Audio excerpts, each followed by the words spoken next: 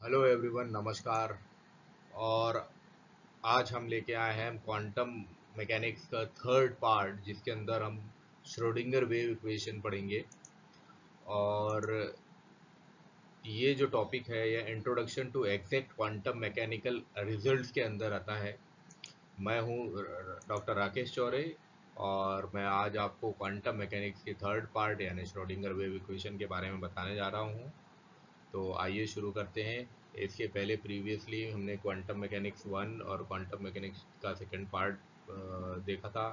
Quantum mechanics के first part में Hamiltonian operators के बारे में बताया था और पॉस्टुलेट्स बताए थे क्वांटम मैकेनिक्स के पहले और दूसरे। सेकंड पार्ट में हमने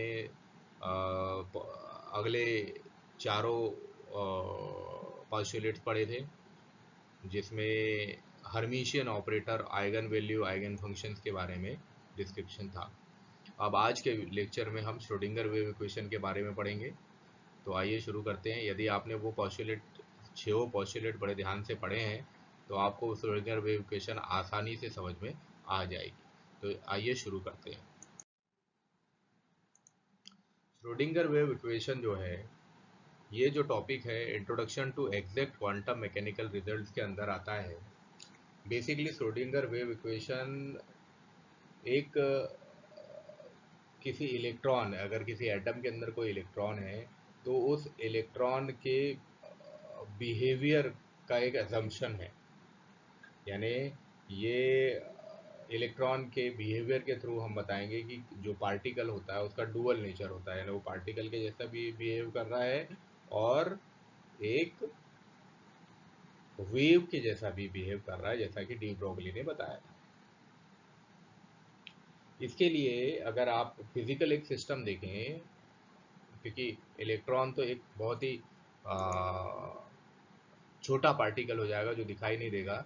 अगर हम एक फिजिकल सिस्टम देखेंगे तो फिजिकल सिस्टम में आप देखेंगे, मान लीजिए आपने दो पोल से एक तार को बांध दिया है और तार में आप वाइब्रेशन उत्पन्न करते हैं, आप तार में वाइब्रेशन क्रिएट करते हैं। तब ऐसी सिचुएशन में तार जो होता है वो, जो स्ट्रिंग होता है वो वेव लाइक होने लगता है, वेव लाइक चलने लगता है, जैसे कि यहाँ पे दिखाया गया है। इस तरह से वेव जैसा वो आपको दिखाई देने लगेगा। अब यहाँ पे देखिए, दो श्रृंगों के बीच की दूरी जो है ये कहलाती है वेवलेंथ, ये तो आपको पता ही होगा। अब ये एक फंक्शन है इसका, क्या, एक्स। तो ये एक स्ट्रिंग में वेव मोशन को दिखा बता रहे हैं। ऐसे ही इलेक्ट्रॉन भी वेव मोशन करता है। इसके लिए श्रोडिंगर ने एक इक्वेशन जनरेट की थी, क्योंकि स्प्रिंग को तो हम आसानी से देख सकते हैं, इसलिए यहाँ पे ये जो इक्वेशन है ये काम कर जाएगी स्प्रिंग के लिए, पर इलेक्ट्रॉन के लिए इक्वेशन काम नहीं कर पाएगी। स्प्रिंग के लिए इक्वेशन क्या हो गई, del square Y upon del X square is equal to 1/न्यू square del square Y upon del T square, जो कि टाइम डिपेंडेंट ये रिएक्शन है। ये किसके लिए है, इस स्प्रिंग के लिए जो फिजिकली हम देख पा रहे हैं। लेकिन इलेक्ट्रॉन जो फिजिकली हम देख नहीं पा रहे हैं उसके लिए ये इक्वेशन काम नहीं करेगी। तब ऐसी सिचुएशन में, अब इस इक्वेशन में आप देखिए क्या क्या चीज़ें हैं। यहाँ पे v है जो वेलोसिटी होती है, यानी वो वेव को प्रोपगेट करने में, बढ़ाने में मदद करती है वेलोसिटी, ठीक है ना। y की जो वैल्यू है वो दो वेरिएबल पर डिपेंड करती है। ये जो y है इसकी वैल्यू दो वेरिएबल्स पर डिपेंड करेगी। कौन कौन से वेरिएबल पर, एक तो x पर डिपेंड करेगी और दूसरा t पर डिपेंड करेगी।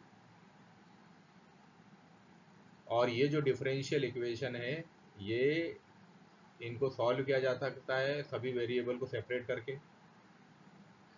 यानी अगर हमको सभी वेरिएबल को सेपरेट करना हो और y की वैल्यू निकालनी हो तो हम क्या लिख सकते हैं इसको, तो देखो इसको हम लिख देंगे y is equal to F X G T.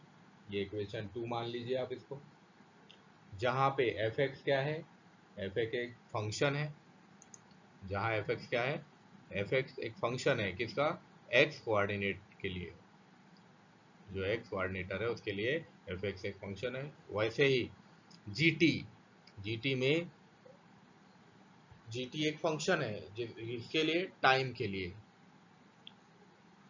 और फंक्शन का नेचर होता है, यानी यहाँ फंक्शन का नेचर जो जीटी का नेचर क्या है कि कोई स्टेशनरी या स्टैंडिंग वेव है उसको समझने के लिए हमने जीटी लिया हुआ है। अब ये स्टैंडिंग वेव क्या होती है, तो एक स्टैंडिंग वेव का मतलब है कि अगर जब हम दो स्ट्रिंग को दो तरफ से बांध दें, जैसे कि ये चित्र में आप देख रहे हो, एक पोल ये हो गया, दूसरा पोल ये हो गया, ये दो पोल के बीच में हमने स्ट्रिंग को बांध दिया, ये स्ट्रिंग है हमारा, इसको हमने बांध दिया। और बांध के इसमें हमने हल्का सा फोर्स लगाया, तो क्या होगा, स्प्रिंग जो है इस तरह से वेव्स इसमें दिखने लगेगी। अब क्योंकि दूसरे सिरे में बंधा हुआ है तो वहां से वेव टकराएगी और वापस चल देगी इस तरह से। तो यहाँ क्या हो रहा है, यहाँ पे वेव्स टकराने के बाद वापस आ रही है रिफ्लेक्ट होके, और वेलोसिटी इनकी सेम है, लेकिन इनका एम्पलीट्यूड नेगेटिव हो गया है। यानी जो वेव पहले ऊपर जा रही थी, टकराने के बाद वो वेव अब नीचे आने लगी, amplitude will be changed, amplitude यहाँ पे चेंज हो गया है। वेलोसिटी में कोई फर्क नहीं आया, पर एम्पलीट्यूड यहाँ चेंज हो गया। इस वजह से स्प्रिंग में वाइब्रेशन क्रिएट होगा, वाइब्रेट करेगा स्प्रिंग। अब उसको मैथमेटिकली दिखाना है अगर कि स्प्रिंग किस तरह से वाइब्रेट करेगा, तो उसके लिए फिर ये इक्वेशन बन जाएगी, G T is equal to A sine 2 pi V T. इसको इक्वेशन 3 बोल दिया, जहाँ वी क्या है, वाइब्रेशनल फ्रीक्वेंसी है, इसको न्यू से भी शो कर सकते हैं। और ए क्या है, ए एक कांस्टेंट है जिसको मैक्सिमम एम्पलीट्यूड हम बोलेंगे। तो इस तरह से इक्वेशन 3 हमको प्राप्त होगी। अब आगे क्या होगा, आगे उस जो इक्वेशन है, क्योंकि हमको y की वैल्यू निकालनी है, तो उसको हम इस तरह से लिख सकते हैं, y is equal to F X. अब यहाँ पे हमने क्या किया, यहाँ जो है हमने जो लास्ट इक्वेशन निकाली थी, इक्वेशन नंबर 3, जिसमें जीटी की वैल्यू निकाल ली थी A sine 2 pi nu T, वो वैल्यू हमने उस इक्वेशन नंबर 2 में रख दी, y is equal to F X A sine 2 pi nu T पे। हो गया ये, और इसको इक्वेशन दे दी 4। अब इनको कर दिया डिफरेंशिएट, इन इक्वेशन को क्या कर दिया, डिफरेंशिएट, किसके रिस्पेक्ट में, टाइम के रिस्पेक्ट में, टी के रिस्पेक्ट में। तो जब डिफरेंशिएट किया तो इक्वेशन प्राप्त हो गई हमको, D Y by D T is equal to F X A cos 2 pi nu T dot 2 pi nu, ये इक्वेशन आ गई। अब यहाँ पे आप बोलेंगे ये ए कॉस कहाँ से आ गया, तो ये ए कॉस आ गया कहाँ से, कि जब हम लिखते हैं, जब हम डिफरेंशिएट करते हैं साइन को, तो वो कन्वर्ट हो जाता है कॉस में, तो वहाँ से ये आ गया है। अब इसको वापस डिफरेंशिएट करेंगे, वापस डिफरेंशिएट करेंगे तो हमको इक्वेशन मिल जाएगी कौन सी, D by D T into D Y by D T is equals to, क्योंकि टी के टर्म्स में इसको हमने डिफरेंशिएट किया था, तो D by D T into D Y by D T is equals to D square Y upon D T square, इनको दोनों का मल्टीप्लाई हो गया, ये मिल गया, is equals to minus F X A sine 2 pi nu T 4 pi square V square. यानी ये जो ए कॉस था ये कन्वर्ट हो गया ए साइन में, और उसका नेगेटिव साइन इधर बाहर लग गया डिफरेंशिएट होने के बाद। तो ये इक्वेशन हमको मिल गई। अब इस इक्वेशन को हम एक और तरह से लिख सकते हैं, यानी हम लिख सकते हैं D square Y upon D T square is equal to -4 pi square nu square F X G T, इसको बोलेंगे इक्वेशन 5। ये हमको इक्वेशन 5 प्राप्त हो गई।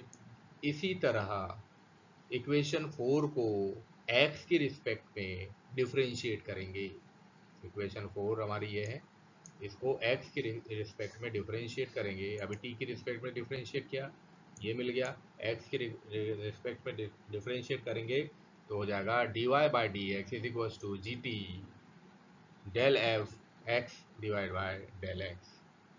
तो डी भी बोल सकते हैं डिफरेंशिएशन को, या डेल भी बोल सकते हैं, कोई दिक्कत नहीं है। तो इस तरह से इक्वेशन प्राप्त हो गई।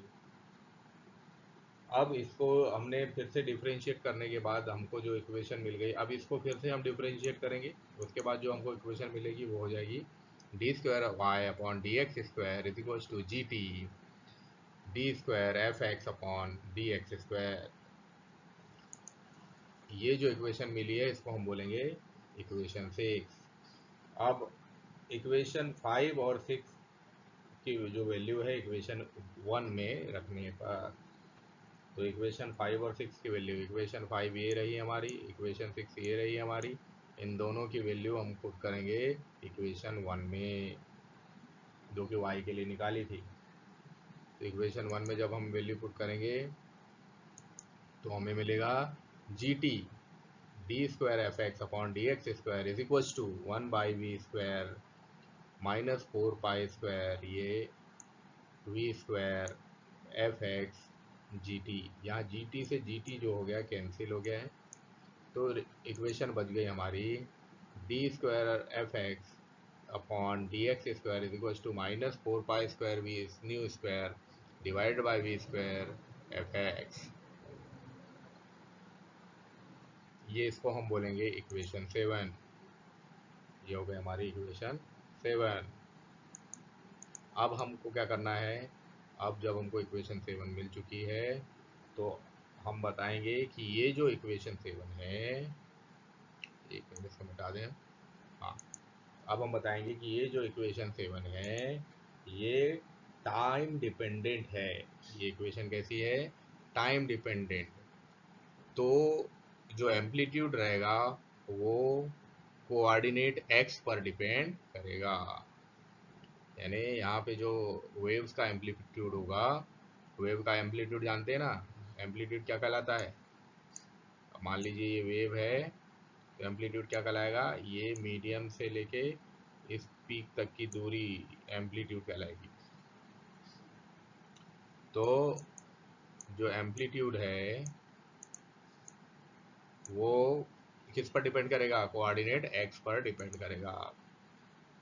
क्योंकि हम जानते हैं जो स्पीड ऑफ लाइट होती है वो फ्रीक्वेंसी और वेवलेंथ के मल्टीप्लाई के इक्वल होती है। तब किसी वेव की जो वेलोसिटी होगी वो v की टर्म्स में हम देंगे, वो भी फ्रीक्वेंसी और वेवलेंथ के इक्वल होगी। तब जो इक्वेशन हमको प्राप्त होगी, तब हमारी इक्वेशन हो जाएगी, इक्वेशन नंबर 7 से हमको ये इक्वेशन मिलेगी D square F X upon D X square is equal to minus 4 pi square nu square upon nu square lambda square F X. ये इक्वेशन हमको मिल गई है। अब इस इक्वेशन को और आगे अगर सॉल्व करेंगे तो यहाँ हम देखेंगे कि ये जो न्यू एक्स से न्यू स्क्वायर से न्यू स्क्वायर कैंसिल हो जाएगा और बच जाएगा यहाँ पे 4 pi square upon lambda square F x. तो इक्वेशन हो जाएगी ये।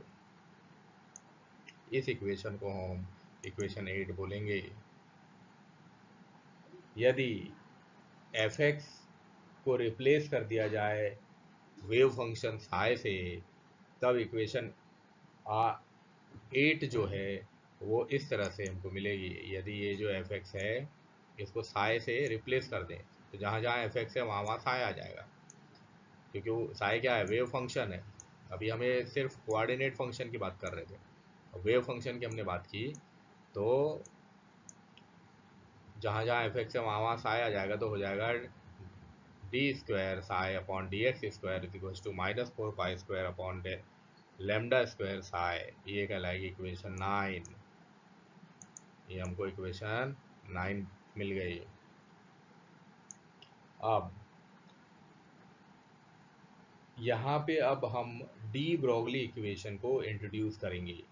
अब डी ब्रोगली इक्वेशन इंट्रोड्यूस करेंगे। डी ब्रोगली इक्वेशन क्या है, डी ब्रोगली इक्वेशन है lambda is equal to H upon M V. अब इसको हम इक्वेशन 9 में पुट कर देते हैं।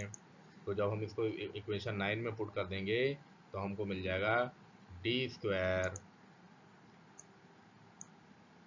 into psi upon dx square is equals to minus 4 pi square m square v square upon h square psi। इसको further calculate करेंगे तो हो जाएगा D square psi upon D X square plus 4 पाई, मतलब ये जो वैल्यू है ये हम इधर लेके आ गए, इक्वल के इस साइड लेके आ गए, तो ये माइनस से प्लस में चला गया, तो हो गया 4 pi square M square V square upon H square psi is equal to 0। ये कहलाए इक्वेशन 10। तो हमको अब इक्वेशन 10 प्राप्त हो चुकी है। अब ये जो इक्वेशन 10 हमको प्राप्त हुई है, इसको टोटल एनर्जी के टर्म्स में देखेंगे। तो टोटल एनर्जी को ई से शो करते हैं, और टोटल एनर्जी जो होती है वो पार्टिकल की काइनेटिक एनर्जी यानी हाफ एम वी स्क्वायर और पोटेंशियल एनर्जी के सम के इक्वल होती है। यानी हम लिख सकते हैं E is equals to T plus V, T को हम काइनेटिक एनर्जी कहते हैं, E is equals to T plus V. या हम लिख सकते हैं E minus V is equals to, अब टी की वैल्यू हम पुट कर दें हाफ एम वी स्क्वायर, तो E is equals to half M V square plus V हो जाएगा। या इसको लिख सकते हैं E minus V equals to half M V square, या लिख सकते हैं M V square is equals to 2E minus V. अब ये जो वैल्यू आ गई है, ये वैल्यू एम वी स्क्वायर की वैल्यू, ये हम पुट करेंगे कहाँ पे, इक्वेशन 10 में। तो इक्वेशन 10 में हमने वैल्यू पुट कर दी, तो ये हमको इक्वेशन प्राप्त हो गई कि del square psi upon del X square plus 8 pi square M upon H square E minus V psi equals to 0। वो जो 2 था, 2 का मल्टीप्लाई 4 से हो गया, तो ये 8 पाई स्क्वायर हो गया। ये हुई हमारी इक्वेशन 11। अब इक्वेशन 11 हमको प्राप्त हो गई है। अब इस इक्वेशन 11 को हम 3 डायमेंशनल के टर्म्स में लिखेंगे, यानी यहाँ पे साई के लिए एक्स वाई और जेड लेंगे। तो जब 3 डायमेंशन के टर्म्स में लेंगे, तब जहाँ जहाँ पे साई है वहाँ एक्स के बाद, जहाँ एक्स है, जैसे यहाँ पे एक्स के टर्म्स में लिया था, अब यहाँ एक्स वाई और जेड तीनों आ जाएंगे। तो हो जाएगा del square psi upon del X square, del square psi upon del Y square, del square psi upon del Z square plus 8 pi square M upon H square E minus V psi equal to 0। ये equation हमको प्राप्त होगी। ये जो equation है, इस equation को equation number 12 कहा जाएगा। और ये जो इक्वेशन है ये श्रोडिंगर वेव इक्वेशन कहलाती है, जिसका उपयोग एटॉमिक लेवल या मॉलिक्यूलर लेवल पर स्ट्रक्चर से रिलेटेड कई सारी प्रॉब्लम्स को सॉल्व करने में किया जाता है। इस इक्वेशन को और भी कई तरह से लिखा जा सकता है, जैसे अब हम उस 12 इक्वेशन से अगर साई को बाहर निकाल दें, तो हो जाएगा del square upon del X square plus del square upon del Y square plus del square upon del Z square into psi plus 8 pi square M upon H square E minus V psi equals to 0। याद करने की बिल्कुल भी ज़रूरत नहीं है, जब आप स्टेप बाय स्टेप इसको सॉल्व करेंगे तो आपके दिमाग में बैठ जाएगा ये सारी चीज़ें कहाँ से आ रही है। एक बार वीडियो को फिर से बैक जाके देखिए तो आपको प्रॉपर चीज़ें क्लियर हो जाएंगी। अब ये जो इक्वेशन आई है, ये बड़ी ही इम्पोर्टेंट चीज़ आ गई है हमारे पास, क्योंकि यहाँ से लैप्लेशियन ऑपरेटर आना शुरू होगा। तो अब ये इक्वेशन निकल के आ गई, जहाँ साई को हमने बाहर कर दिया, तब हम लिख सकते हैं del square psi is equals to del square psi plus 8 pi square M upon H square E minus V psi is equals to 0। ये यहाँ पे ये जो डेल स्क्वायर है, ये इसकी वैल्यू ये इन सारों के इक्वल के बराबर होती है, यानी डेल स्क्वायर जो होता है ये लैप्लेशियन ऑपरेटर कहलाता है। ये हमारी इक्वेशन 13 मिल गई, ये कहलाती है इक्वेशन 13, जहाँ पे डेल स्क्वायर क्या है, जहाँ पे डेल स्क्वायर लैप्लेशियन ऑपरेटर कहलाता है। तो क्वेश्चन भी पूछा जाता है लैप्लेशियन ऑपरेटर का क्या सिंबल होता है, किससे शो करते हैं, तो आपको ध्यान रखना है ये डेल स्क्वायर से शो करते हैं।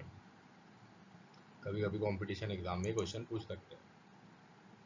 तब ये इक्वेशन यहाँ पे डेल स्क्वायर की वैल्यू क्या है, जैसा कि हमने आपको बताया डेल स्क्वायर की वैल्यू जो रहेगी वो रहेगी D square upon D X square plus D square upon D Y square plus D square upon D Z square. ये डेल स्क्वायर की वैल्यू रहेगी। तो श्रोडिंगर वेव इक्वेशन जो है एक ये सेकेंड ऑर्डर डिफरेंशियल इक्वेशन होती है। इसके कई सॉल्यूशन हो सकते हैं एम्पलीट्यूड निकालने के लिए, फंक्शन निकालने के लिए, लेकिन साई की वही वैल्यू एक्सेप्टेबल होगी या उन्हीं वैल्यू का सबसे ज़्यादा महत्व होगा जो कि कुछ डेफिनिट वैल्यूज टोटल एनर्जी की रहेंगी। जो टोटल एनर्जी की डेफिनिट वैल्यू होंगी ये आइगन वैल्यू कहलाएंगी। यानी साई के लिए आइगन वैल्यू होना बहुत जरूरी है। और ई के लिए ये वैल्यू करस्पॉन्डिंग होगी। इसके अलावा भी और भी कैरेक्टरिस्टिक वैल्यूज होगी जिसको वेव फंक्शन साई के टर्म्स में लिखेंगे और इनको आइगन फंक्शन कहा जाएगा। श्रोडिंगर वेव इक्वेशन के लिए आइगन फंक्शन जो ऐसे फंक्शन होते हैं जो कुछ कंडीशंस को सेटिस्फाई करें, जैसे जैसे साई की सिंगल वैल्यू होनी चाहिए, साई की सिंगल वैल्यू होनी चाहिए, साई की वैल्यू फाइनाइट होनी चाहिए, साई की वैल्यू कंटिन्यूस होना चाहिए और इनफाइनाइट पर साई की वैल्यू 0 होना चाहिए।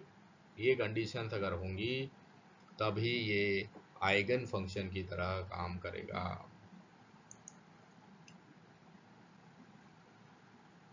श्रोडिंगर वेव इक्वेशन के लिए वो जो हमको इक्वेशन 13 में श्रोडिंगर वेव इक्वेशन प्राप्त हुई है, इस इक्वेशन को यदि और तरीके से देखा जाए या दूसरे रूप में देखा जाए तो वो इस प्रकार होंगे कि del square psi is equals to minus 8 pi square M upon H square E minus V psi, या इसको लिख सकते हैं minus H square upon 8 pi square M psi square psi is equals to E minus V psi, या इसको लिख सकते हैं minus H square upon 8 pi square M del square psi is equals to E psi minus V psi, या इसको लिख सकते हैं minus H square upon 8 pi square M del square psi plus V psi is equals to E Sai.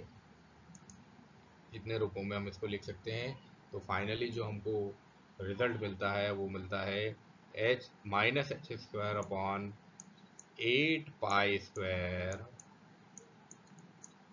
M del square plus V, psi को बाहर निकाल दिया, is equals to E psi, psi common ले लिया यहाँ पे, तो minus H square upon 8 pi square M del psi plus V psi equals to E psi. ये इक्वेशन आ गई। इस इक्वेशन को हम बोलेंगे इक्वेशन नंबर 14। अब यहाँ पे जो एक्सप्रेशन है minus H square upon 8 pi square M del square plus psi जो है, ये इक्वेशन 14 में जो मिलता है इसको हम बोलते हैं हैमिल्टोनियन ऑपरेटर, जिसको हम शो करते हैं कैप एच से। तब इक्वेशन हमारी बन जाती है, क्या बन जाती है, अब इस पूरे की जगह हम क्या रख देंगे, इस पूरे की जगह रख देंगे एच कैप, और जब इस पूरे की जगह एच कैप रख देंगे तो क्या हो जाएगा, ये हो जाएगा H cap is equal H cap psi is equal to E psi. तो श्रोडिंगर वेव इक्वेशन को हम ये भी लिख सकते हैं। तो अगर कहीं पर H cap psi equal to E psi लिखा है तो आप समझ जाना ये भी एक श्रोडिंगर वेव इक्वेशन है। तो ये श्रोडिंगर इक्वेशन का एक छोटा रूप है जो हैमिल्टोनियन ऑपरेटर के रूप में दो भागों में कंटेन करता। और हैमिल्टोनियन ऑपरेटर के बारे में सेकंड पोस्टुलेट में आपने पढ़ा था कि हैमिल्टोनियन ऑपरेटर जो होता है वो टोटल एनर्जी होता है, यानी हैमिल्टोनियन ऑपरेटर की वैल्यू जो होती है वो टी प्लस वी के इक्वल होती है। तो इस तरह से यानी काइनेटिक एनर्जी और पोटेंशियल एनर्जी के एक सम के इक्वल होती है। तो इस तरह से श्रोडिंगर वेव इक्वेशन को समझाया जा सकता है। आई होप कि आपको ये श्रोडिंगर वेव इक्वेशन समझ में आई होगी। Thank you very much for watching this. अगर आपको समझ में आया है तो प्लीज़ वीडियो को लाइक करें, चैनल को सब्सक्राइब करें और हमारा ये वीडियो देखने के लिए बहुत बहुत धन्यवाद।